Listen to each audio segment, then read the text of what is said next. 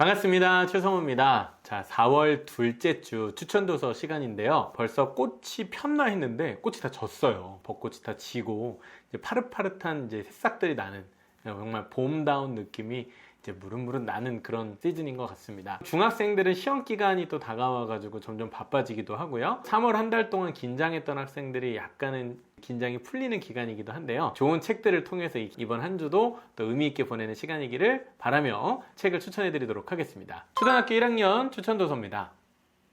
짠! 북극곰 윈스턴 지구온난화에 맞서다. 북극곰이 굉장히 뭐랄까요? 박식하다 할까요?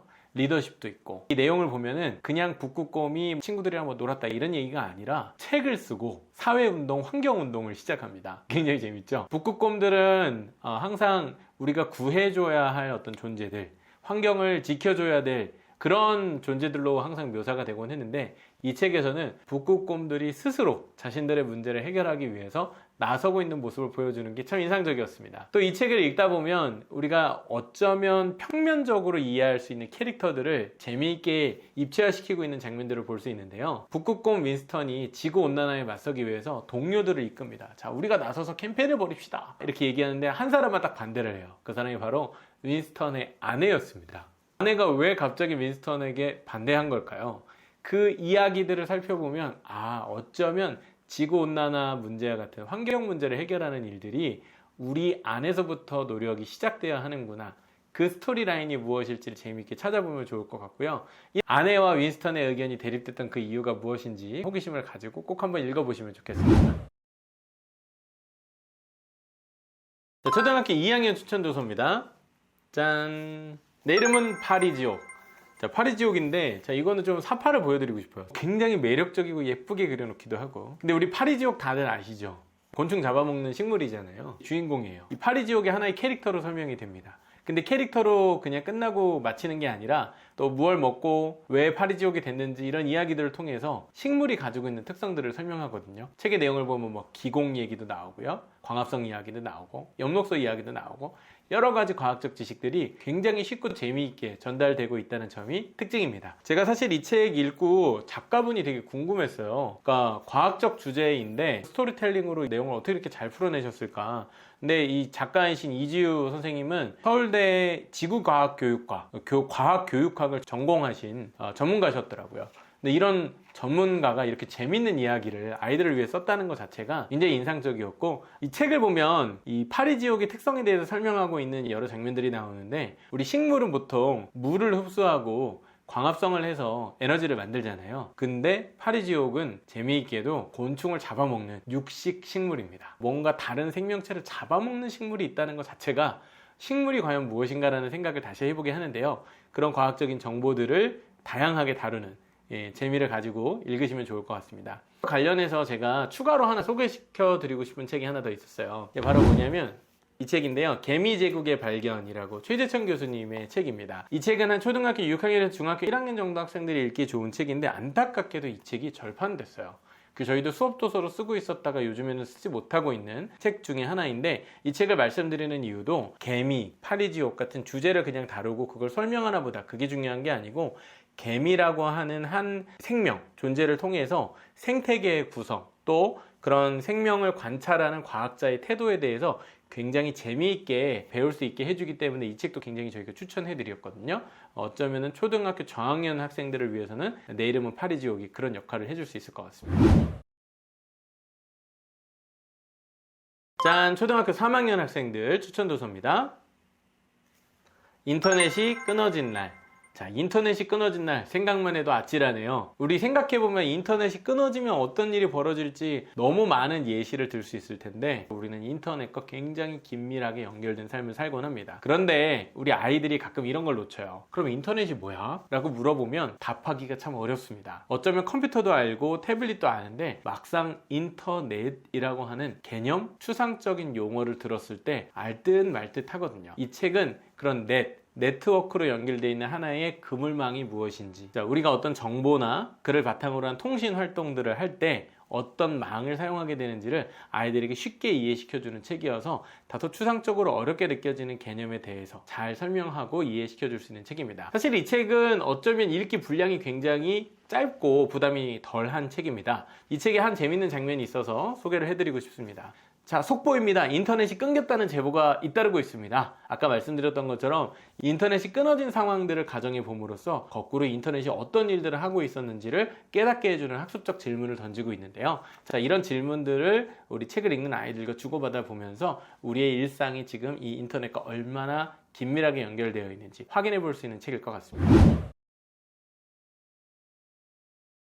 자, 다음은 초등학교 4학년들 추천 도서입니다.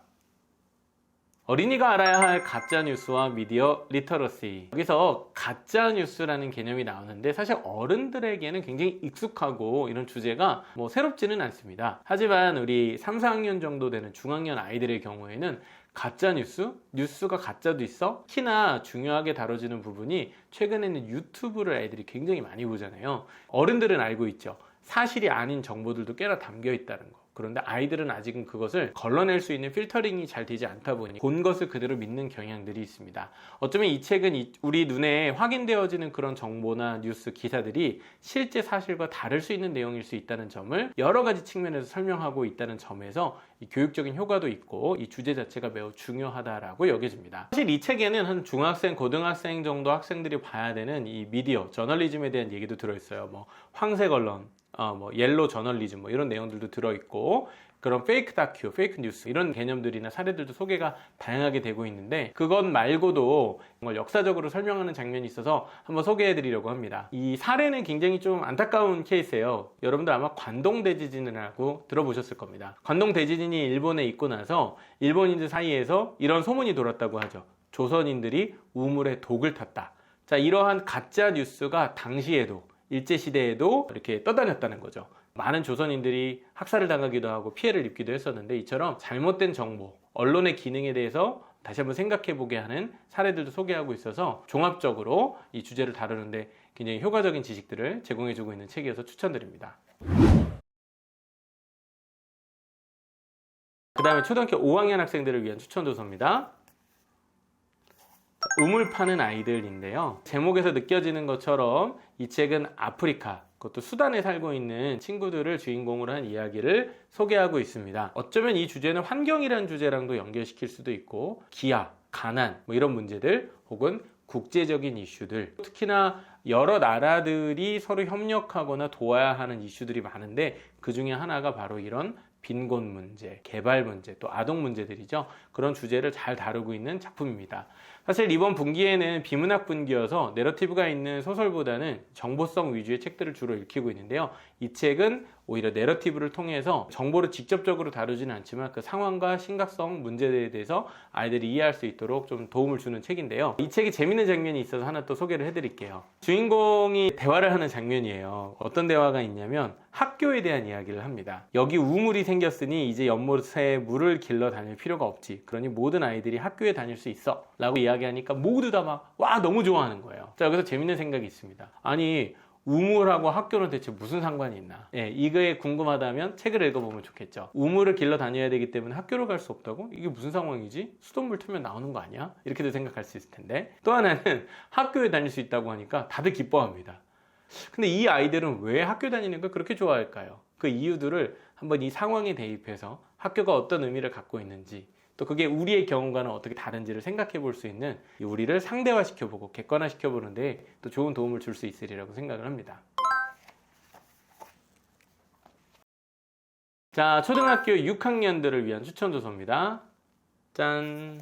정치란 어떤 것일까요? 자, 좋은 정치. 정치는 굉장히 중요하죠. 우리 아이들의 경우에는 사실은 투표를 한 번도 해본 적이 없기 때문에 정치가 중요하다? 정치가 뭔데? 이렇게 정치를 막연하고 좀 멀게 느끼는 감이 있어요. 그리고 이런 주제를 좋아하는 친구들이 아니라면 힘들어 할 겁니다. 자, 이 책은 정치를 깊게 판다기보다는 좋은 정치와 연결되는 다양한 주제를 던져주고 있다는 점에서 정치와 관련된 배경 지식을 좀 폭넓게 해주는 데 도움이 될 수 있는 책이라 6학년 정도 되는 학생들에게 추천을 드립니다. 목차는 이렇습니다. 예를 들면 이제 중요한 부분들이 이런 게 있어요. 좋은 정치, 재미있는 정치가 과연 가능할까? 민주주의 제도는 어떻게 변화했을까? 어떤 사람들이 정치를 하는가, 정치와 선거의 관계는 어떤가, 관심과 참여가 만드는 좋은 정치.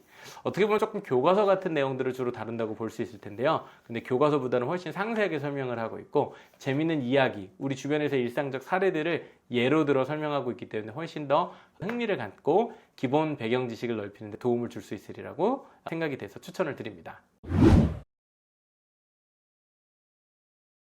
자, 다음은 중학교 1학년들을 위한 추천 도서입니다.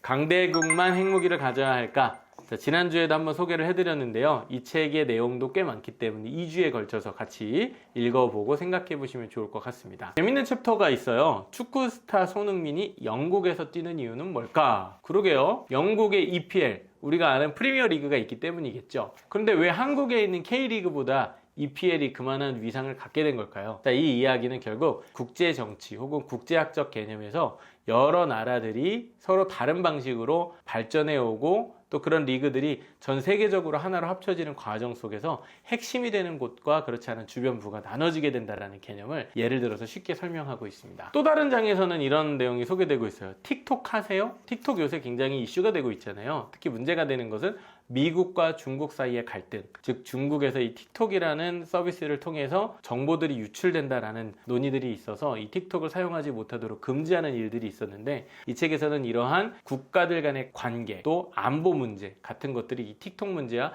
긴밀하게 연결되어 있다는 것을 자세히 설명해 주고 있습니다. 따라서 제목만 봤을 때는 강대국, 핵무기, 뭔가 전쟁 얘기하나 생각할 책이지만 실제로는 국제관계, 국제정치학에 대해서 학생들이 이해를 돕거나 우리가 경험할 수 있는 것들에 대한 이론적인 지식들을 아주 다양하게 재미있게 전달하고 있다는 점에서 중학생들에게 추천드리는 도서입니다. 그리고 중학교 2학년, 3학년 학생들은 지난주와 마찬가지로 시험 기간에 들어갔기 때문에 필수 도서라기보다는 이런 책도 읽어보면 좋겠다라는 책을 추천드리려고 하는데요. 자, 이번 주 추천드릴 책은 이 책입니다. 짠! 공대에 가고 싶어졌습니다.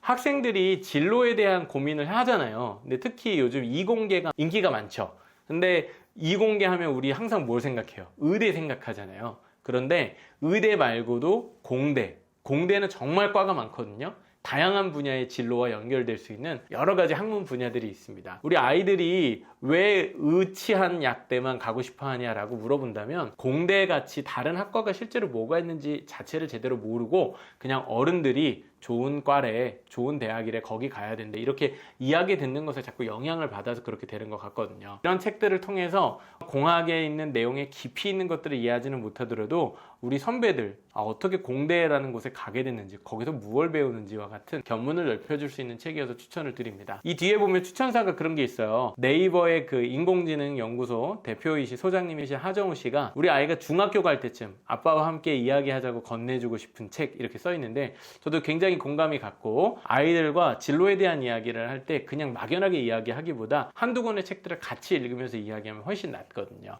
제가 흥미롭게 봤던 거는 바로 창업과 관련된 이야기들이에요. 저는 앞으로 우리 학생들이 창업에 더 열심인 세대가 돼야 된다고 생각을 합니다. 왜냐하면 대기업에서 우리를 뽑아주고 시험 보고 공무원이 되는 것으로 인생의 목표를 삼을 수 있는 시대가 더 이상 아니게 됐거든요. 그렇기 때문에 자신들이 스스로 도전하고 만들어내는 새로운 직업의 세계를 열어가야 되는데 이 공학이야말로 창업의 정신과 굉장히 밀접하게 연관돼 있다. 재밌는 사례들로 소개를 하고 있기 때문에 공학뿐 아니라 창업에 관심이 있는 학생들 중학생들 정도라면 충분히 읽을 수 있는 책이라 추천드리고 싶습니다.